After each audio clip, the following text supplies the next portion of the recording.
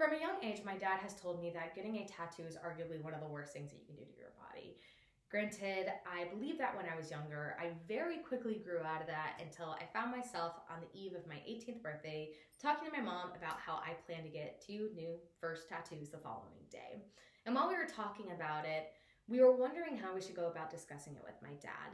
And I pretty much came to the conclusion that instead of asking for permission before, I would just ask him for forgiveness later. And while that was probably the best way to go about things, she made it very clear that I would have to be prepared for all the things that he would say about them and also the consequences that would happen as a result.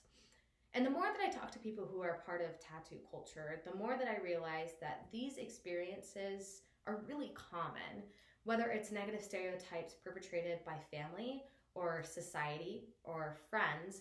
These are things that often people in the tattoo community have to deal with. And while you may be watching this without having a single drop of ink on your skin, this could be you someday. You could decide to go and get a tattoo, or maybe a future partner or friends, family may decide to get a tattoo or already have them. And these are negative stereotypes that still influence their daily lives. Now, the three main misconceptions that I want to touch on is one, that you will regret it later in life. Two, that it somehow shows a lack of effort in your appearance. And lastly, and the largest one, that it will negatively impact your career. So the first one, that you will regret it later in life, that's a pretty bold statement. And the philosophy that I found with most people within the tattoo community is that something has to be pretty significant for you to get it on your skin. Granted, if it is significant enough for you to get it on your skin, it holds I don't want to say a special place in your heart, but even if what it symbolizes isn't relevant to you later down the line, you still appreciate the fact that you got it, because if it was that important, it shaped you into the person that you were now, and it's a testament of the person that you have become. So it's really rare that people do actually regret tattoos because of that. And not only that, but the off chance that you do regret a tattoo, that same philosophy still stands. As for me, I already have a tattoo I regret. I've got 9, I'm only 20, and I've only been getting them for 2.5 years. Being said, I don't regret it because how it looks or there's anything bad about it. It's just that, again, the meaning's just not really relevant to me anymore.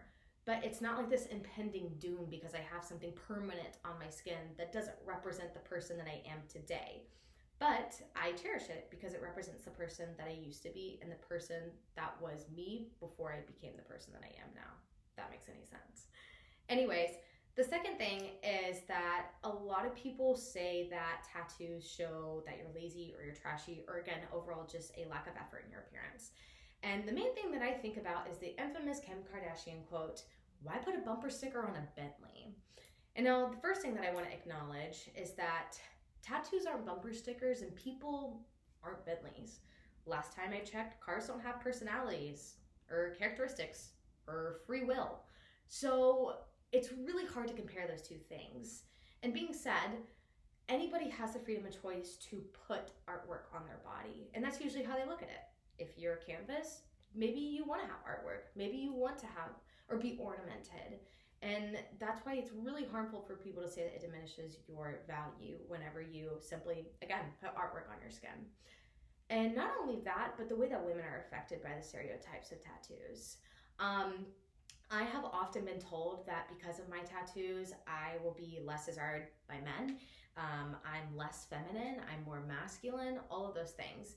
And first off, I've never felt more feminine than I do with my tattoos.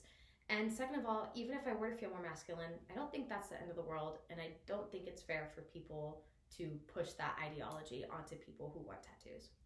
Lastly, the biggest misconception, that you will have a negative experience in the workplace. What a lot of people fail to recognize is that there are a lot of different careers. To put people who want tattoos in a tiny little box of a 9-to-5 corporate job, it doesn't make sense. There are a lot of jobs where tattoos are not only widely acceptable, but also expected. Like if you were to become an artist or a musician, plenty of people within those careers have tattoos. And so to put such a large group of people into a little bubble of, oh, you're gonna have to go pursue a 9-to-5 job and this is where it's not acceptable, it's not true. And granted, I have worked plenty of jobs and I've never received any negative commentary from employers,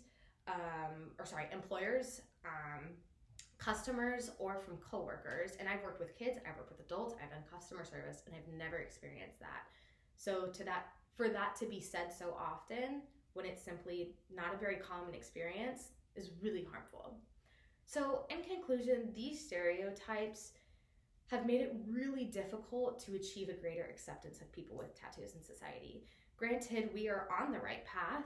There's still a lot of things that we can do to destigmatize tattoos.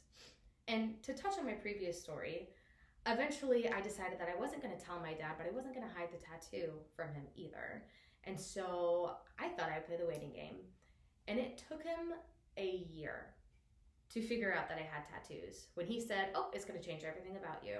And after I showed it to him, he said, "Okay, well, maybe it's not as bad as I thought it was."